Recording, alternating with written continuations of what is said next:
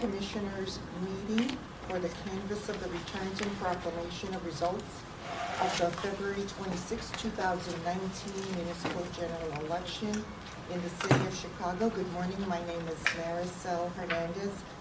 Seated to my left is Commissioner Jonathan Swain. We will take the agenda a little bit out of order today, and we will proceed now with public comments. And the first person is Ms. Chamberlain, Laura Chamberlain.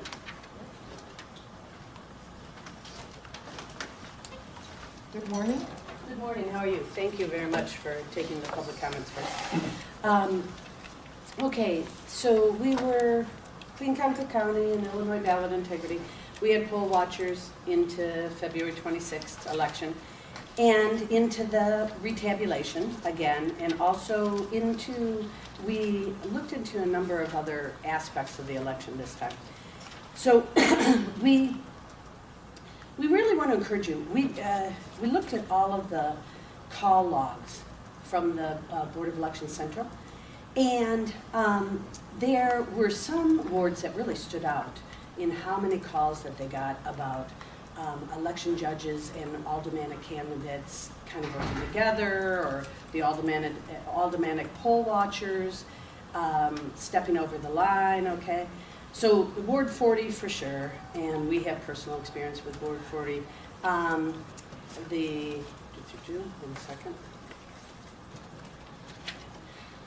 Ward 16, Ward 34, and we noticed that in the call logs that there was, they didn't give very much detail about, the poll watchers' perspective or the candidate's perspective, or it kind of all came from the Board of Elections perspective without much detail. And we were wondering if you ever go and talk to the election investigators, do a survey, do an internal survey, like a quality control on calls to the CBOE, election central calls on election day. It seems like there's more to these stories than what's written onto the call logs.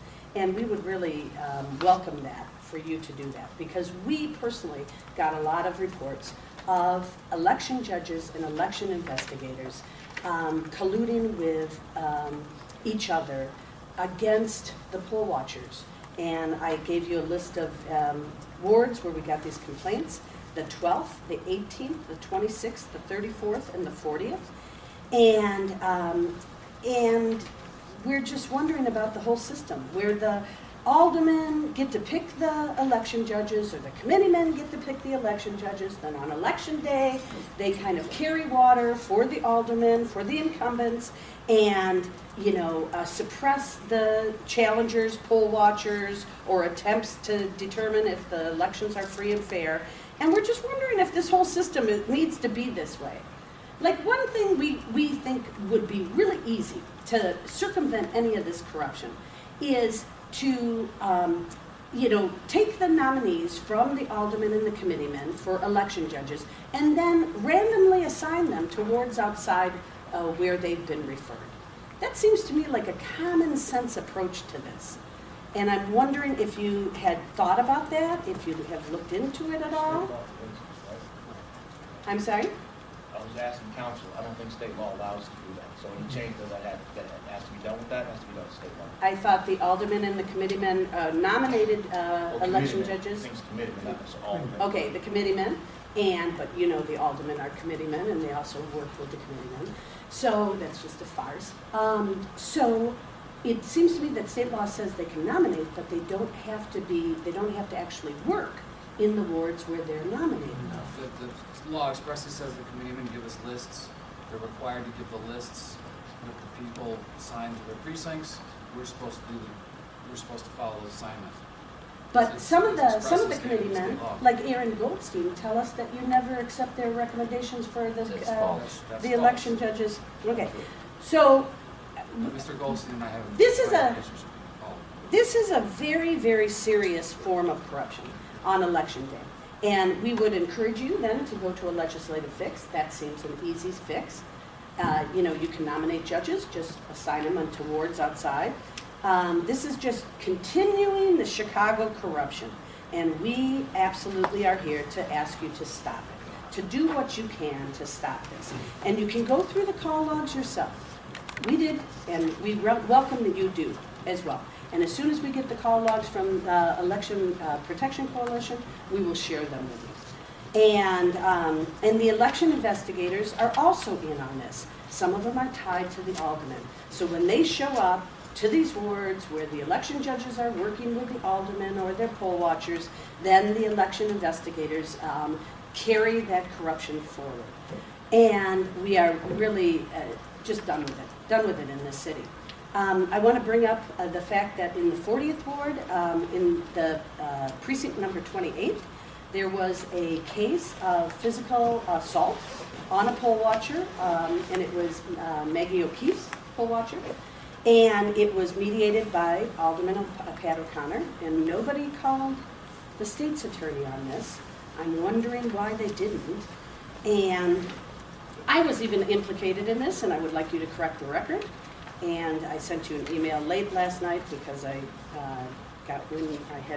was delayed in getting you the information. So I was named in this incident. I wasn't even at the precinct at the time. So your election investigators need to do a little bit better job of determining who's involved. And so I would like to correct the record on that too. So in summary, we would like for you to really seriously consider somehow developing a system where the aldermen and the committeemen can recruit election judges, but they be assigned to wards outside the ward that they're recruited in. We'd like better training for the election investigators and some kind of internal audit on the election investigators to make sure that they are not conspiring with incumbents on election day. And we'd like to, see if we couldn't get a little bit more impartiality in the call logs, some indication of what the poll watchers, the challengers are saying about the situation. It seems like the call logs are all just from the CBOE perspective and have very little meat to them. And the last thing that we'd like to ask you about. This incident in the 40th ward in the precinct 28 was in a police station. And it was because it was in a police station that it occurred. Alderman O'Connor was asked to move from a door by a poll watcher, a man, Maggie O'Keefe's poll watcher. I think his name is Mr. Van Ness. And he was then assaulted by a sergeant.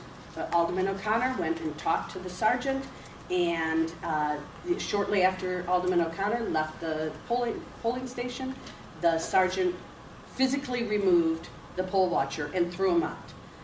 And there was no cause for that anybody could see in the polling place. No, the state's attorney was not called. This is a case of physical assault. And it just brought up to us the question of whether or not police stations are appropriate precincts. There's 20 of them in Chicago, and I'm opening this up for your consideration that you do perhaps a survey of Chicago voters in the 20 precincts that are in police stations, because it seems to me that the police sometimes have fuzzy boundaries around the elections. So we request that you consider the possibility of doing some kind of survey by the voters in those 20 precincts. Okay, Thank you. Ms. Chamberlain. Next person is Mr. Dan Sheehan. Hi. Yeah, I'd like to relay off of that. I've worked a lot of polls in the last two aldermanic elections in the 40th ward. And it just seems to me the poll watchers who are appointed by the committeemen and aldermen, who actually have patronage jobs through the aldermen, are real cozy with the judges.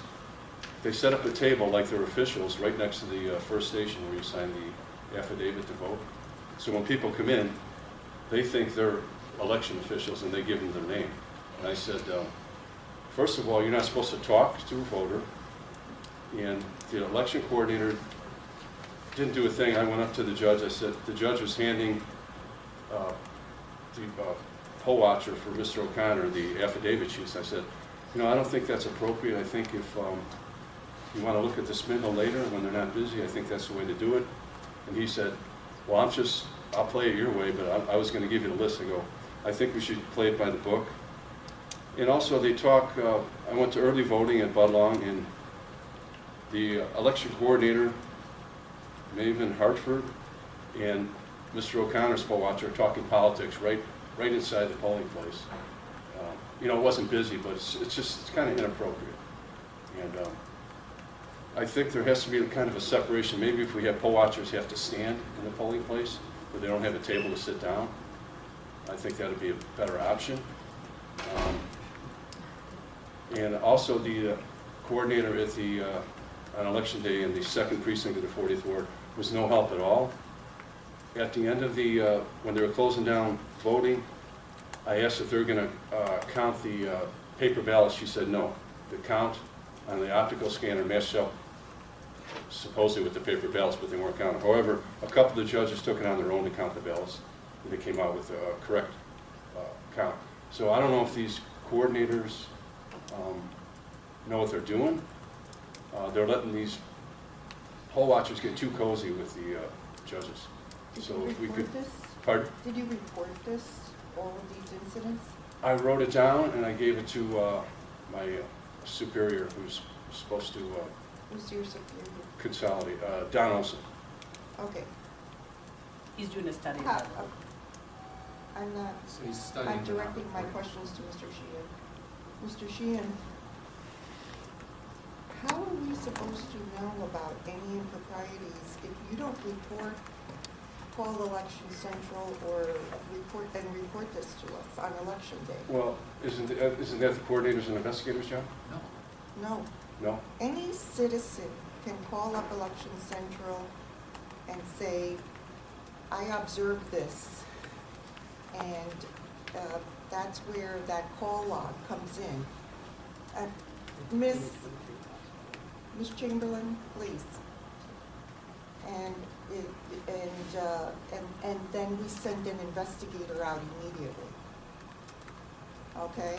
So right now, when you say, you know, poll watchers are cozy with the judges, there was an election coordinator and someone else talking, which may have been improper. We have no way to figure out who's who, what's what, who to contact. So when you have these issues, Ms. Chamberlain, please, can you sit down? When you have these issues, you personally, and you can report it to your superior, that's not a problem, but you need to let us know. Because otherwise, you telling us now, there's no way we can investigate and determine what happened and get a report back. Right, but Okay. you can prepare for the next election.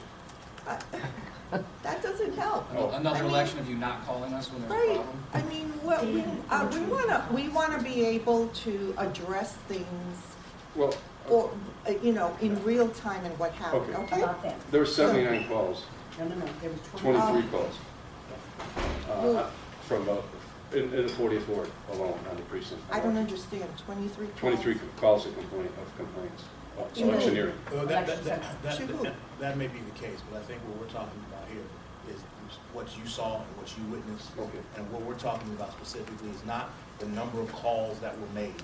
We're talking specifically about what you saw and witnessed. And so what we're asking is that we want to be ready to respond to these issues. You're correct. These issues, this information helps us think about process going forward, as with every election.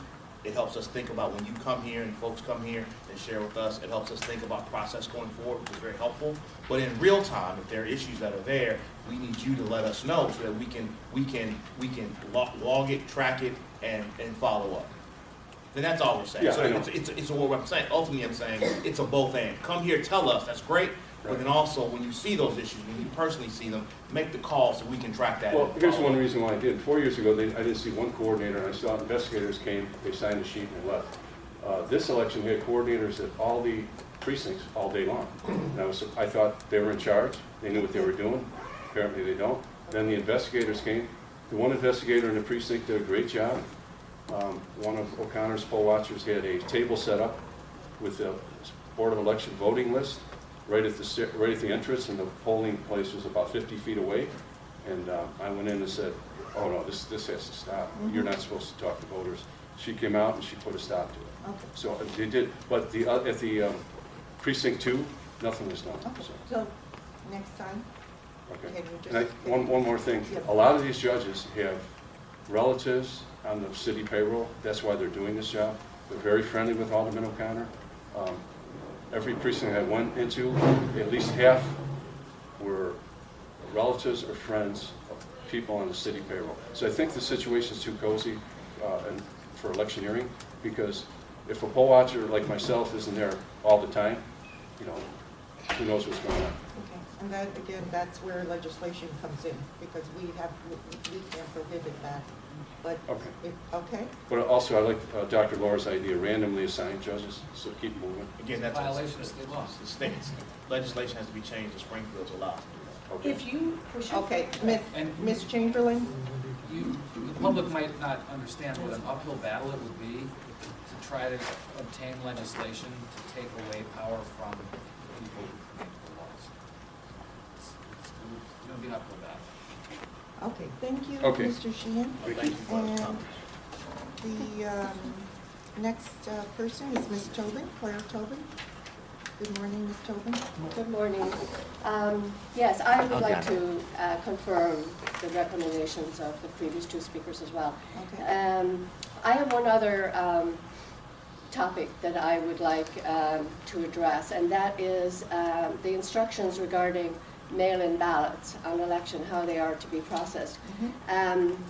My understanding was previously that if someone had requested a mail-in ballot, it would come up on the poll book, and that then they would be instructed to, if they bring it in, it could be cancelled, and then they can vote on election day. That was my understanding. When I went to one precinct, I was tracking because I thought conceivably it might be a problem since there was such a huge increase in the number of mail-in ballots, like 62,000 or something, right?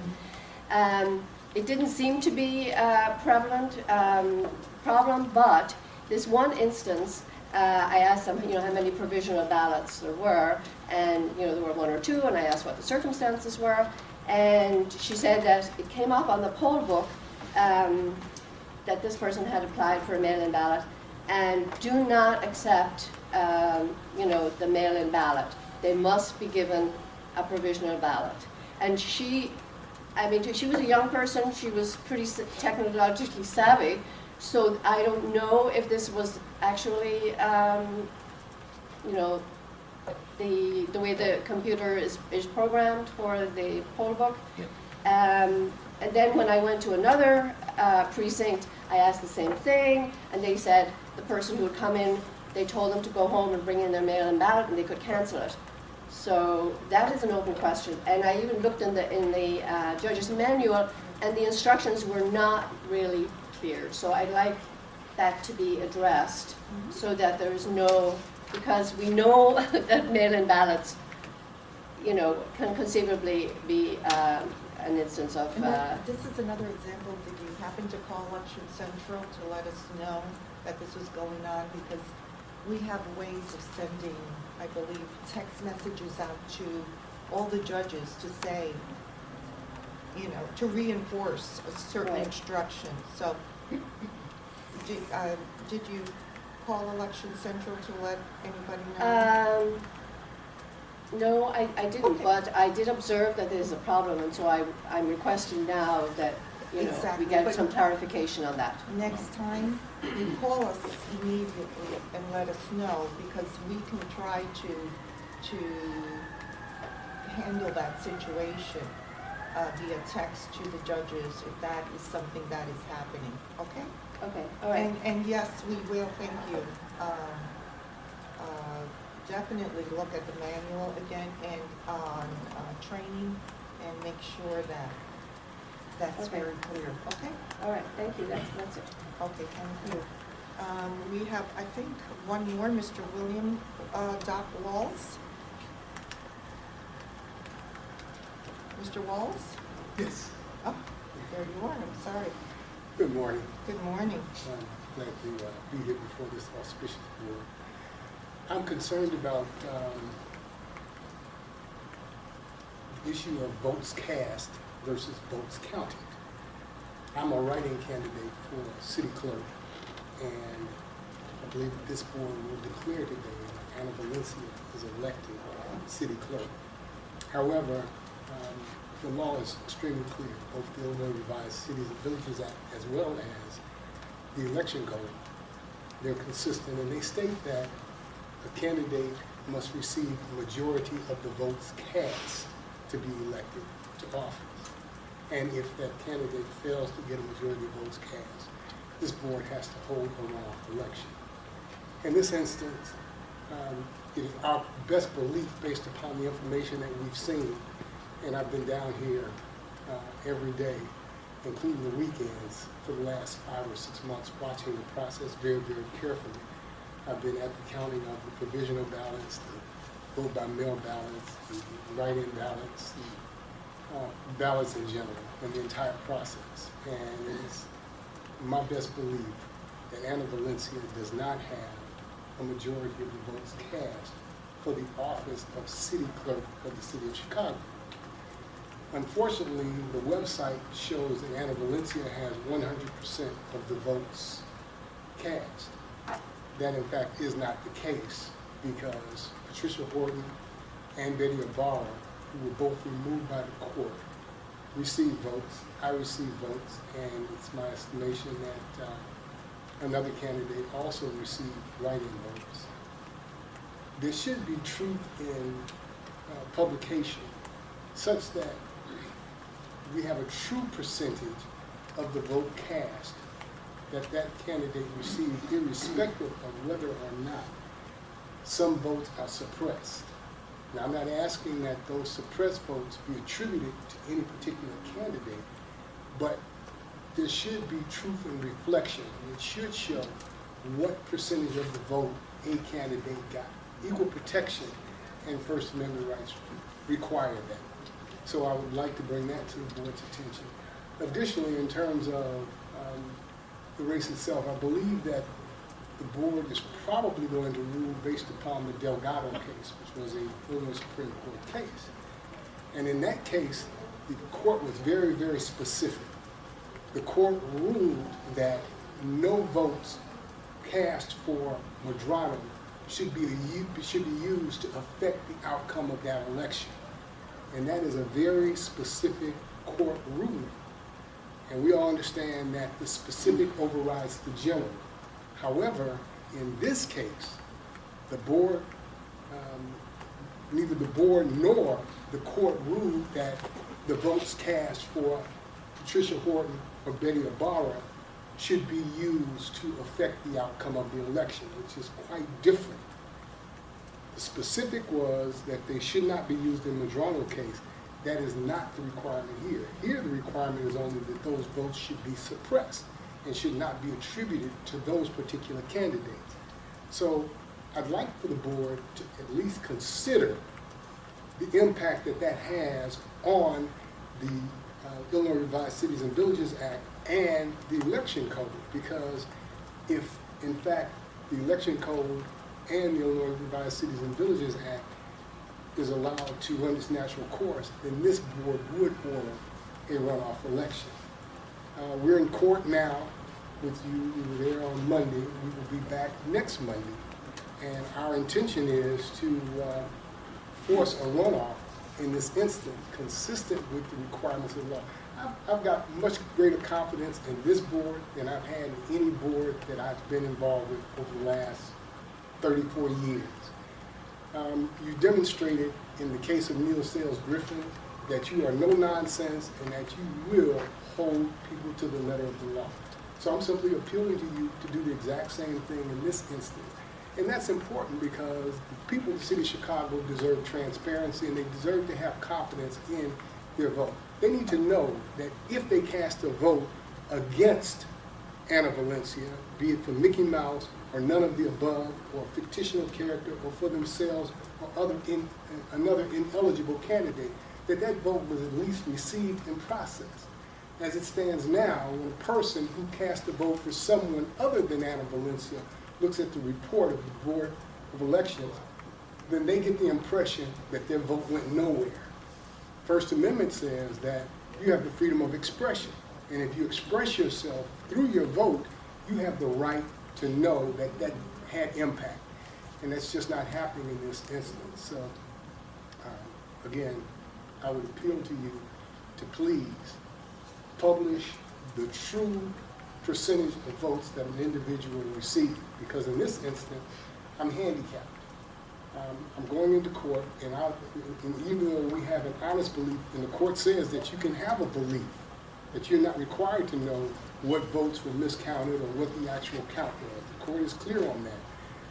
But I shouldn't be in that position, because other candidates know what the percentages were in those other elections. So I think that equal protection requires that you do that. Mr. Master, would you like to comment?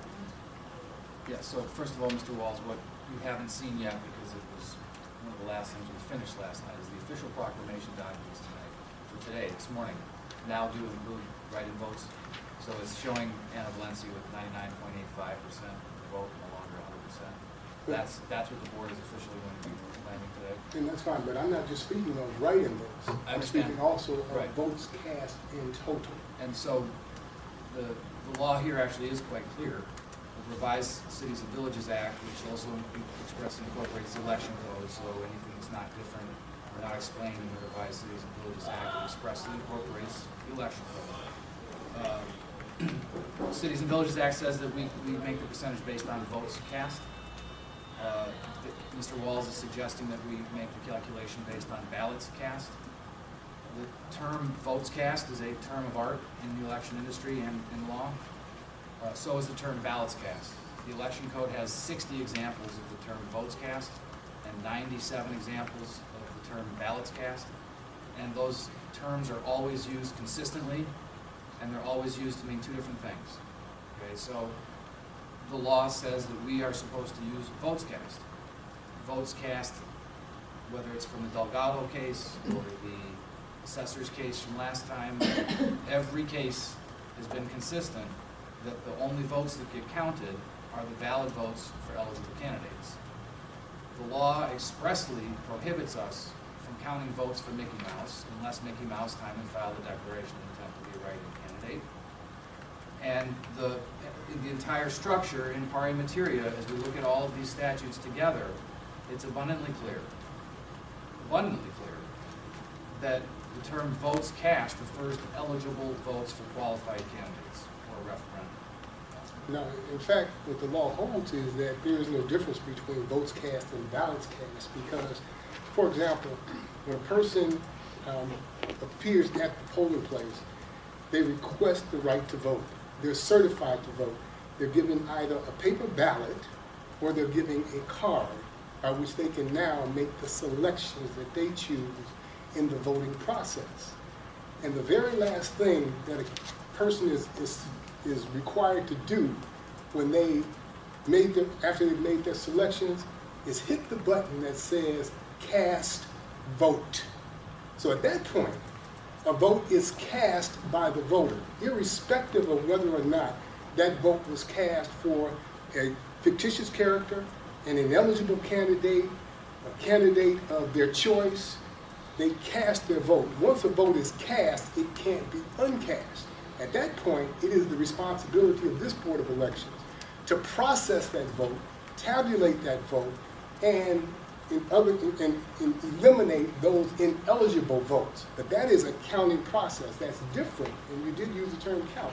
That's different than determining how many votes were cast. The number of votes that are cast for a particular office. I'm not saying total votes cast in the city. The number of votes cast does not change irrespective of whether or not some of those votes are not counted. Well, we will, I believe this is like oral argument that you will have before the court. And I'll be very interested to see what the court decides.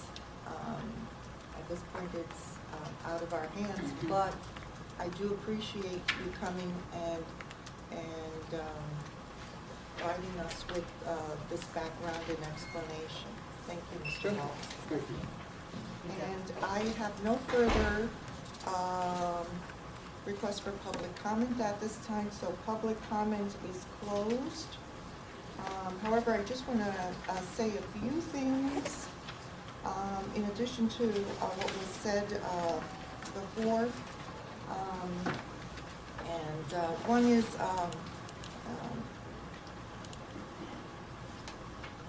the Election Central call logs are real time of what complaints received. And we may not have all the information there, that's correct, because we're just getting the complaints as they're coming in, and what we do is we send investigators out and immediately on these complaints.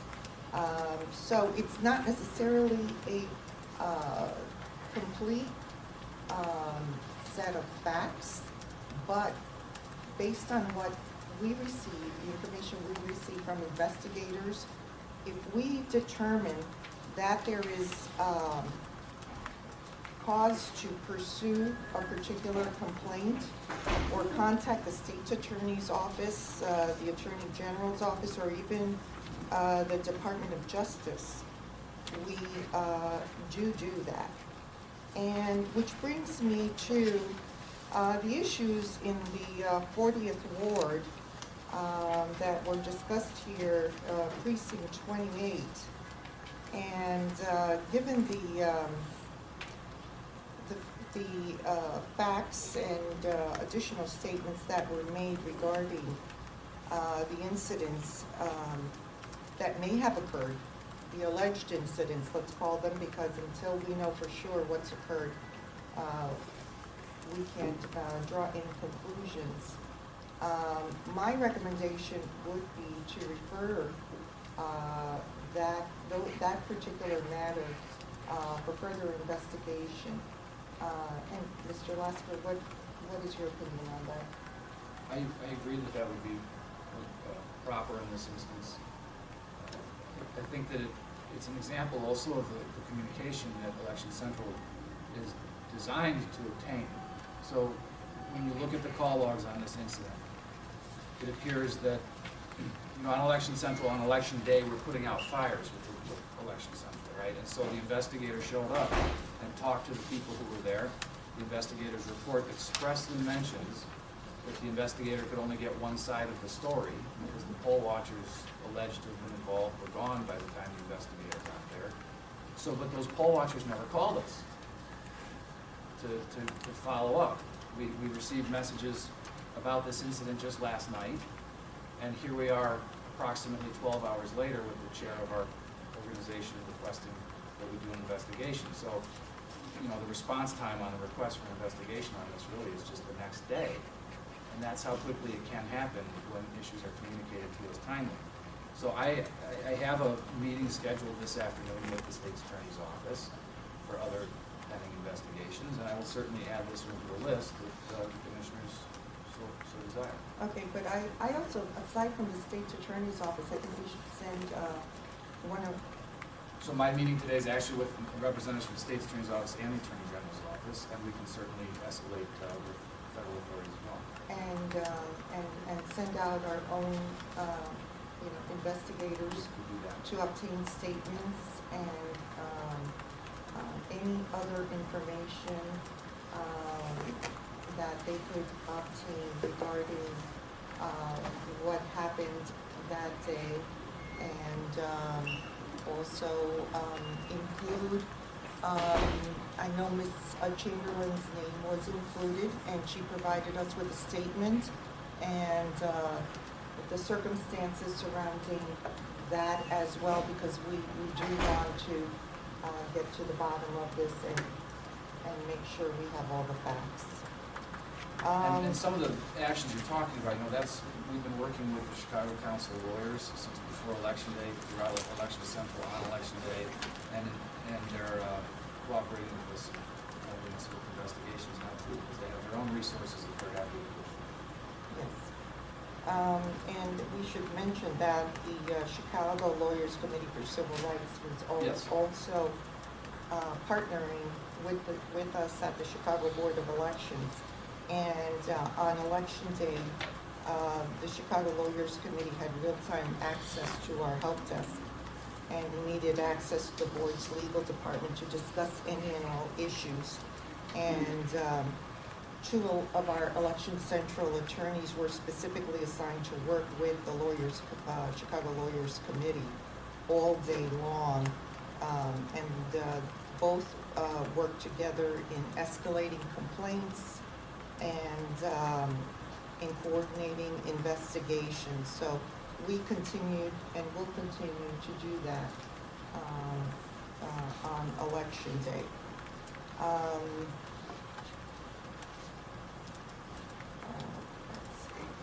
And with respect to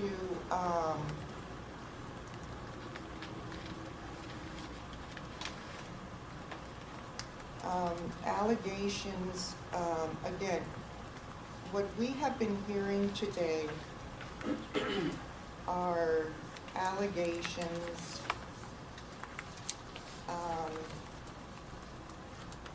and in my opinion, statements like, we got a lot of reports and it was reported.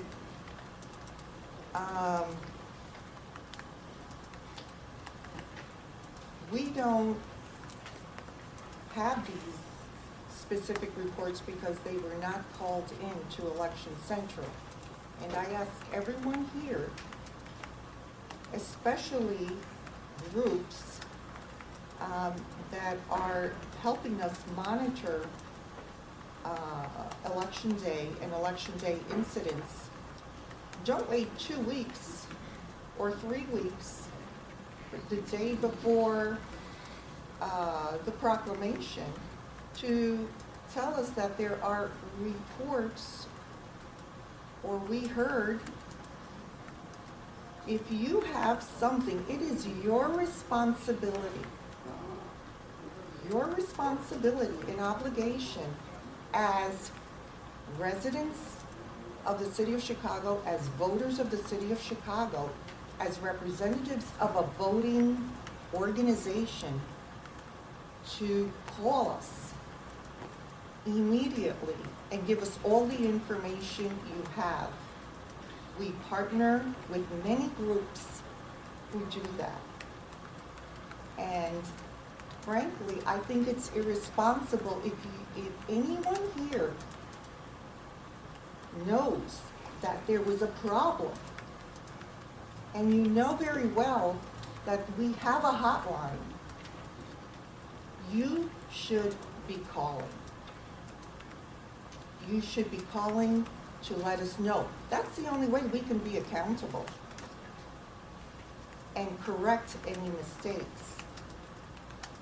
And I hope that that's what will occur on April 2nd. May I respond to No, that?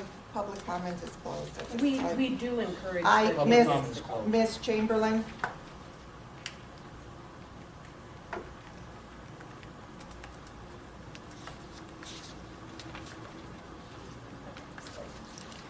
Okay, and now we'll go forward with the agenda. The next item is the consideration of tabulated statements of the returns and proclamation of the results of the canvass of the election returns for the February 26, 2019 municipal general election in the city of Chicago. Is there a motion to approve, adopt, and proclaim the results of the election? So moved. Is there a second? Second. All those in favor? Aye. Motion passes. Is there any, do the trustees, I'm sorry, commissioners have any further comments? Do we sign these in open session? Yes. It would be good if you did. Madam Here we Chair, go. hold on, roll call. Yes. If I may, while you're signing, Right. since we're in the further discussion part of the agenda, I want to point out that we've just proclaimed our election results 6 days before the statutory deadline. Thank you. We provided 21 days, but because of the short turnaround between this election and April, we thought it would be in everybody's best interest to get it done as quickly as we could. I have to say, I'm extremely impressed with the staff to be able to turn around the canvas so quick. And I think a big part of that, of course, is helpful to have a short ballot. But the long hours are grueling. We've been counting ballots from February at the same time that we're preparing early voting for April. We're going to start early voting. I believe still at one location in the super site on Friday, right? So here we are on Wednesday morning proclaiming results, and then Friday morning we'll start voting. I think it's really impressive, and I just have to tip my hat to all the staff who worked so hard to get this job done 6 days early.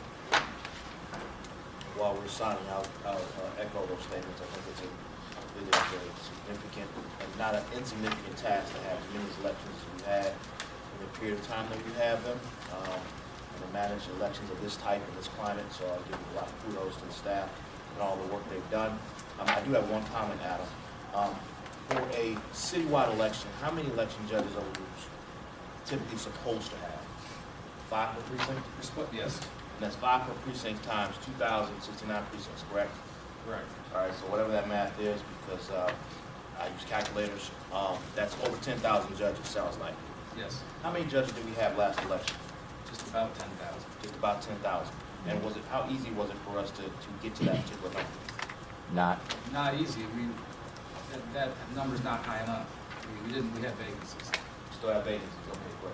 Well, not great, but I would encourage us as we move forward with this, if there is any conversation in terms of how judges are assigned, it only works if you have a large number of judges. Correct. And so I would encourage us in this go around, as soon as we pass this next election, while we have a period before 2020, that we re-engage these conversations with the appropriate legal bodies to see if we can get continuing legal education or any kind of professional continuing education credit for any kind of professional bodies to see if we can translate the election judge work for that education, lawyers in particular, that might increase our pool of people that might be willing to come in as a practicing attorney, has a CLE.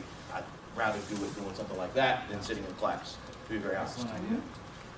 So, And if I may, and I want to echo the words of General Counsel on the hard work that our people have done, but I'd also like to say, with regards to our investigators, they do a heck of a good job on election day. I have attended their training session. They all have the materials, they have the handbooks, and they are in real-time contact with the lawyers here at Election Central. Every ward also has a supervisory investigator, and who's usually an upper-ranked officer, and they do a heck of a great job on election day. So I just want to also include them in the kudos being paid. Thank you. And with that, is there a motion to adjourn? so move. Is there a second? Second. All those in favor? Aye. We're adjourned.